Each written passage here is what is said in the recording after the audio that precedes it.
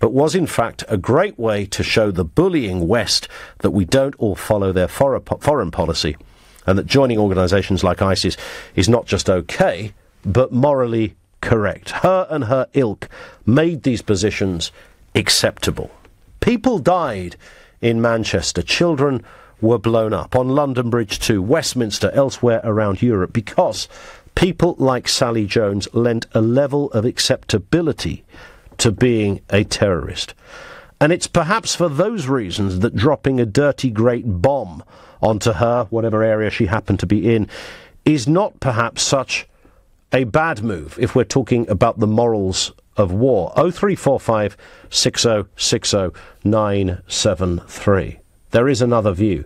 Jeremy Corbyn's view. Jeremy Corbyn now sits alongside the likes of Bianca Jagger in his position on terrorism, that it's better to sit down and have a bit of a natter with these people and put them in front of a judge with a nice dose of legal aid to make their case. Is that ever going to work in a case such as this? The great armchair general, anyone who can sit there proclaiming what is best and yet has no idea about the cutting edge and the front line of warfare. 0345 6060 973. If I were to put the question to you this way, who is right, the military or Jeremy Corbyn, where would you come out on that one? You can text us, of course, 84850. Let's have a longer listen to Jeremy Corbyn's position on this, responding when asked for his view on the news that Sally Jones had reportedly been killed in a drone strike. I think what we now have to do is look to the next phase in Syria, which is to bring everyone back around the table to get a political solution, because you cannot go on with having a war forever. Presumably you would rather Sally Jones was put on trial. I think people that have committed crimes ought to be put on trial, and that way, of course, when you interrogate somebody, you get more information about the background to it, because I represent a constituency that lost many people in 7/7, and we remember what happened that day. Would you have given the order to kill Sally Jones in a drone strike to prevent British armed forces being put unnecessarily in harm's way? I think it's difficult to give an answer to that question, which is hypothetical. I think we have to look at very carefully at the effects on the civilian population of any bombing that takes place before such a decision is made, but you have to look at all the facts. And it is for those reasons, ladies and gentlemen of the jury, that man should probably go nowhere near number 10. The moralising is just almost hysterical on this kind of scale. Wouldn't it be nice if we could say to the terrorist, no, come hither, my child, and let's talk. Let's have a bit of a chinwag on this one, if we possibly can. And don't take the opportunity, if you see some kind of cavalcade of terrorist infrastructure going through the desert, of which this woman, we understand, Sally Jones, was probably part of in some respect. I don't imagine a drone strike simply took her out. It would seem more probable that there was a wider grouping of some sort in that respect. Don't worry about all of that. Just fly down there, pick her up, arrest her, and bring her back to Islington Magistrates Court. Really? Really? 0345 6060 973. None of this should be seen through the ding-dong, the witch is dead kind of prism. It's not a cause for celebration when somebody dies, but it is a cause for perspective. Firstly, there is an inevitability about things happening in war. All is fair in love and war and all of that. And certainly when you're dealing against people such as this, whose sole aim is to destroy the ideology of anyone who, or destroy the belief system and ideology of anyone who disagrees with them, to subjugate the West, to gain more followers, to cause more chaos, to do all manner of unspeakable things. I reference again Manchester and London, and we can go Berlin and Paris and Nice, and we can keep going on that list, of course. The idea that we would have, on pretty much all occasions in war, any other choice but to strike, is it almost beyond the level of comprehension? And which part of this Jeremy Corbyn cannot quite get his head around? I'm slightly unsure. This man wants to be the Commander-in-Chief of the British Army. He would have to make uncomfortable decisions such as that. In the case of Sally Jones, I wonder whether there is something also symbolic about this business of dying in this manner. The totemic figure that she was a very good recruiting aid for ISIS. What better way to show young, vulnerable people who may be considering a life on the dark side into the world of terrorism and trekking over to Syria, and man alive, have we seen enough Brits do that? What better advertisement that this is probably not the best way to go than realising that a fellow Brit has been blown away in an airstrike in this manner. 0345 6060 973. It's for that reason that I can morally see that the military argument in cases such as this stands and does indeed hold up to scrutiny. And if you consider the kind of people that make that journey to Syria, they may say they will die for the cause, but from what we know in terms of recruitment drives and videos that people will download and the kind of life they think they're going to, they don't really have a sense they're going to die. They think they're going to live in the most idyllic manner. They think they're going to live according to their twisted beliefs. They think somehow that whatever the dangers might be, they'll survive this and they'll come out eventually living in some sort of wonderful ISIS-guided system where they feel rather comfortable. They're not going there thinking, oh, I'm going to leave Bethnal Green or Southampton, Chatham in Kent, and within a few weeks I might be dead because the Americans will fire a drone from another part of the world and it will land on top of me. They're not thinking that. So in terms of her being a symbolic message to the vulnerable and the stupid, a drone is surely a greater message to those people that this isn't the way to go. Craig's in Carlisle. Hello, Craig. Good evening, Ian. Good evening, sir. What are your thoughts? I've just needed to ring. I'm normally quite content to listening to LBC, but I felt compelled to ring just given Jeremy Corbyn's reaction. Go on. Yeah, I just think it's another example of why this guy cannot be trusted with even being let anywhere near 10 Downing Street. If national security came down to it, I just do not think with this guy, he could be trusted with the security of the United Kingdom. It does seem extraordinary, doesn't it, that in a case such as this, when the military, who are there for no other reason at this point and in this place than to try and eradicate the disease that is fundamental Islamism, that we would be looking at a man that wants to be our leader, telling us that perhaps we should sit round a table and have a chat with her rather than taking military action. Yeah, absolutely. I couldn't agree more. I was just listening to your comments prior to coming on the air about, the drone sending. It's a symbol of that. It isn't acceptable to have beliefs like this. And actually, you take off to the Middle East with views like that. Sadly, you become a legitimate target.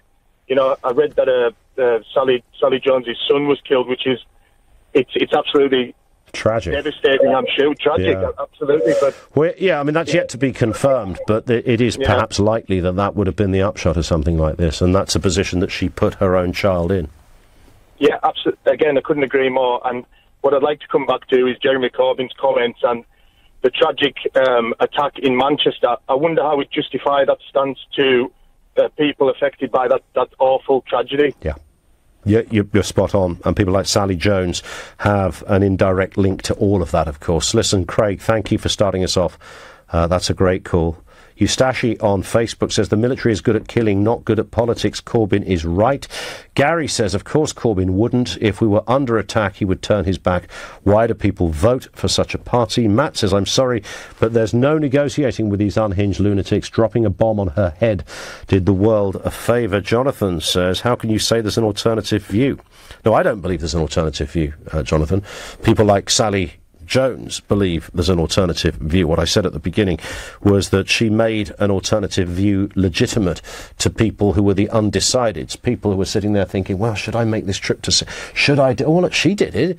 She did it, and look what's happened to her. She's living a great life under... well, she's not now, of course, we understand, because somebody dropped a bomb on her, fired from an American drone. 0345 6060 973. You may wish to take the more pacifist argument, which I think, on paper, wouldn't we all like to subscribe to that one? I'm not absolutely sure it's either practical or makes much sense in a case such as this to say anything other than the military taking what one has to assume in a case like this. And boy, yes, I know, before you start phoning in, they do get it wrong. And I think there's an inevitability about that when you're in a warfare situation, that all sides can get things horribly wrong. But broadly speaking, if you are targeting a terrorist organisation who is at war with the West, who claim that nothing but death and destruction to non-believers, Western values and ideals, nothing but that will do, then I'm afraid I ain't losing any sleep over a big old drone flying through the skies of Syria and dropping bombs on caravans of military hardware that are prepped to do harm to the rest of us. And the ideology, of course, which is perhaps even more dangerous, which spews its way around the globe and finds itself in a comfortable place in Manchester, in London, in Brussels, in Paris, in Berlin, in Nice. There's all of that to contend with too. 0345 6060 973. This is LBC. No car! No, please, no more cuddles! Are you being held prisoner by an amorous Yeti? No? Splendid. Then why not use Yopa to sell your home? With Yopa, you get your own dedicated local estate agent using the latest technology to give you a totally personal service. And all for a low fixed fee from £839. You need a flipping good reason not to. Why are you dimming the lights? What's with the kimono? Book a free valuation of your home at yopa.co.uk. Yopa! Seriously, why not? Higher London fee, terms apply. Calling all units. Reports coming in of Sky's gripping new cop drama Tin Star, epic Game of Thrones and loads more shows, all with Sky TV from £20 a month. Sky TV and Sky Q, the next generation box, have been sighted in the vicinity. Witnesses report watching wirelessly all round the home for just £12 extra a month. Units should respond immediately and search Sky Q to join or recontract. Sky. Believe in better. £20 standard setup. New 18-month TV contract requires Sky Q multi-screen. Sky Q kit loaned at no cost. Upfront payment required. Terms apply. It's amazing what you can do with a tap. With just a tap, you can go from craving to tasting. From choosing to cheersing. And even from searching to surprising. Flowers! Now with HSBC, you can use Android Pay wherever you see the contactless symbol. It's easy, fast and secure. Simply download Android Pay from the Google Play Store. So explore, tap and enjoy with HSBC. Terms and conditions, device restrictions and transaction limits apply. Most HSBC cards are eligible, subject to status. Ooh, winter can hit you hard if your boiler's not up to it. So make sure your home or business stays a step ahead this winter with a new boiler from British Gas for half price. You'll still get our full fixed price guarantee and our full 5-year warranty. And you'll only pay full price for the installation. Oh, and don't worry, you will get a full boiler. It's only the price we've cut in half.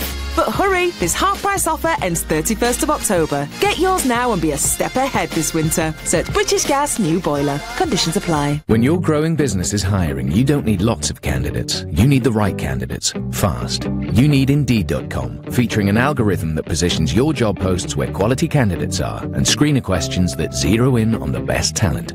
Post your next job on Indeed, the UK's #1 job site. For a limited time, we're giving new users a £50 credit to post a sponsored job. Claim your £50 credit at Indeed.com/redeem. That's Indeed.com/redeem. Terms, conditions and quality standards apply. The UK's #1 job site according to ComScore. Another one drives a duster. Another one drives a duster. Hey, whether we get one too. Another one drives a duster. Get in on the action with the Dacia Duster SUV. And with the Dacia scrappage scheme, you can save up to £1,000 when you swap your old car for a brand new Dacia Duster. Order by the end of this year and register by 31st of January 2018. Dacia, you do the maths. Exclusions apply. Eligibility criteria apply. Participating dealers only. Visit dacia.co.uk/scrappage to find out more. Ian Collins on LBC. Leading Britain's conversations, Jason says if a UK resident chooses to fight abroad for a brainwashing cult stroke religion and takes a child along, they deserve what they get. MPs, politically correct zombies, please wake up. 0345 6060 973. Ronnie is in Vauxhall with a different view on this. Ronnie, good evening, sir. Yeah, you see, I absolutely agree with the basic thrust of where Jeremy Corbyn is coming from. Because after all, Britain and America, especially, are the instigators and the perpetrators of the absolute chaos, mayhem, and butchery that is going on in the Middle East at the moment. They've destabilized and wrecked at least 5 countries. They've now invaded, without permission, Syria. Nobody gave them permission to go into Syria. Not the sovereign government who they have a United Nations mandate to attack ISIS. Which one? No, they don't. Yes, they do. No, they don't. Not in Syria. No, they don't. They have a United Nations mandate to attack ISIS. They're not invading Syria. The Americans have never invaded Syria. Yes, they have. No, they haven't invaded Syria. Yes, they have. Because they haven't got the permission from the sovereign government, and they did not get a resolution from the UN. And I want, if you say that they've got a resolution for the UN, I want to know the name of it. I'm a political junkie. Okay, explain to me then, Ronnie, which era, when you talk about the West destabilising the Middle East, which era, which year are you beginning your investigation from? I'm talking about today, as we speak now. Right. I'm talking about... Do you want to go back to the 1950s or the 60s? Should we have a look? No. Well, bit inconvenient those decades. Let me begin. Let me begin. I'm talking about today as we speak, this second. I'm talking about last week. I'm talking about last month. I'm talking about last year. I'm talking about the last 5 years. I'm talking about the last 50 years. So and I'm talking about the last 100 years. Right, so it's only America and the UK could be responsible for an ideology that wants to throw gay people off buildings. It rewired people's DNA sufficiently to want to drown, murder, maim, torture in the most horrific way. That was because of Tony Blair and George Bush. Absolutely. You really believe that? I know it's not a belief; it's fact. So ISIS is only about retaliation. Then it's not about ideology. It is about ideology because. So in that case, it's not about retaliation. It's about retaliation as well. But aside from it's also about ideology. So if you took out all Western foreign policy from that region, you think the ISIS ideology would disappear? No, it wouldn't. Right. Okay. Doesn't that rather undermine your point? No, it does not. Because the West invasion gave fuel and gave succor and gave space to that crazy ideology, and the West backed it in Afghanistan with the Mujahideen. They backed it whenever it feels... absolutely. That's what sensible people do. You back what's convenient to you. Of course you do. Yeah, there's nothing particularly immoral about doing that. This is the diabolical duplicity of the West policy. So it's only the West, is it? You seem fascinated by this sort of self-flagellating, how bad are we card. I don't know how much you've looked into the domestic and international horrors of the Middle East that you could absolutely remove the West from. I don't know whether you've looked at how many people have been the victims of ISIS and various other terrorist organisation ideology around the world that have no intervention in this particular war, no dog in the fight, as it were, but have still suffered the ramifications of terrorism. The West opened up and stirred up the hornet's nest, okay? Not only did they do that, they're funding and training terrorists to overthrow governments that they don't like. This has been their policy. Well, you don't actually know that. That's the sort of thing you read on internet pages. Can you let me finish, please? The West has also been killing people on an industrial scale for now. Since it started properly in 2003 in Iraq. The numbers are staggering. So I don't know how caller after caller can come on and say, well, they deserve this, they deserve that. Well, I tell you, they can, because it's possible that you're wrong, Ronnie. That's why they can. Yeah, the Nazis who killed millions they killed, right? They had lawyers, they had, they had due process, they had courtrooms, they had everything at their disposal, right? And they killed tens of millions of people, right? And they had what we would call a fair trial, habeas corpus, right? Now, do you think we're dealing with quite the same thing here? No, how can you make that comparison? The Nazis killed millions. I only asked a question. I asked if we were dealing with the same thing. No, the Nazis were far worse. That's what I'm saying. And they had due process, and that's what Jeremy Corbyn was talking about. So you're wrong on two levels. One, the West caused this whole mayhem and debacle in the. I understand you think that and want to believe that, and they keep on doing it, and they're doing it right this second, right? Invading Syria without permission. Secondly, people that were far worse had due process, far worse. So, to paint Corbyn... But due process is not always available in the rather sort of convenient way that you're talking. I mean, this is not a case of, have you had a terrorist incident that wasn't your fault? Call this number. No, of course not. But I'm talking about the principle of allowing people to answer for their supposed crime. Well, how are you? What you reckon you can phone up the ISIS boys and say, "Look, we're going to do a bit of a court case here"? You're off your chump, Ronnie. What are you talking about, man? No. I'm not saying that at all. What I'm saying, in actual fact, if Britain and America weren't in Syria and in Iraq stirring up trouble, those governments would have dealt with those terrorists by themselves years ago. Quick question, Ronnie, just before we finish. Do you think Assad gassed his own people? No, I don't. No. Okay, right. No, I just wanted to know, because that kind of gives me a clearer position of where I believe you're coming from. Thank you, Ronnie. Say hello to Vladimir too. Omar is over here in Ilford. Omar, good evening. Good evening. Yeah, just a quick point I'm going to make right about this lady that we've been discussing. She's a Western girl. Jeremy Corbyn, to a certain extent, he's got a valid point. Why can't we talk to these people? These people have actually been talked into this terrorist organisations, this Daesh, all these terrorist organisations. They've talked them into this mess. So why can't we talk them out of it? Like, they weren't born terrorists. They weren't. And by killing them, we're just doing them a favour anyway, because they're ready to die.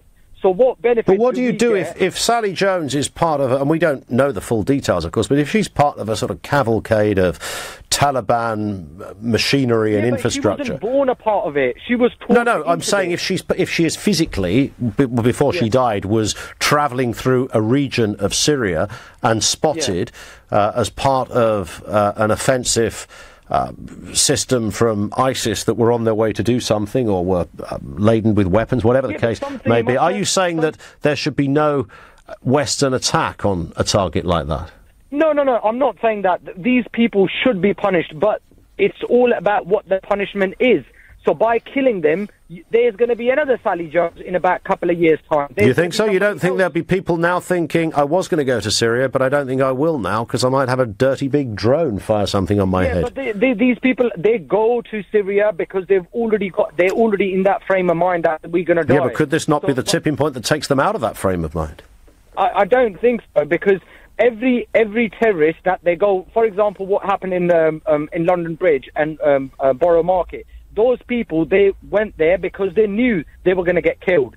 So at any stage, do you think they had in their mind... Well, if they are that, what are you talking about then, is bringing someone like Sally Jones back to the UK, putting our soldiers at risk trying to rescue her back, so we can put her on trial and ask her why she did it. What I'm saying is, our secret agencies and the government, why can't we have programs that we can use the intelligence to bring those people somehow? I'm not a politician. I don't make policies. I don't know how it works. But what I'm saying is, if those people are trapped there, they've been brainwashed, why can't we bring them back and bring them... Why do we owe them that favour then?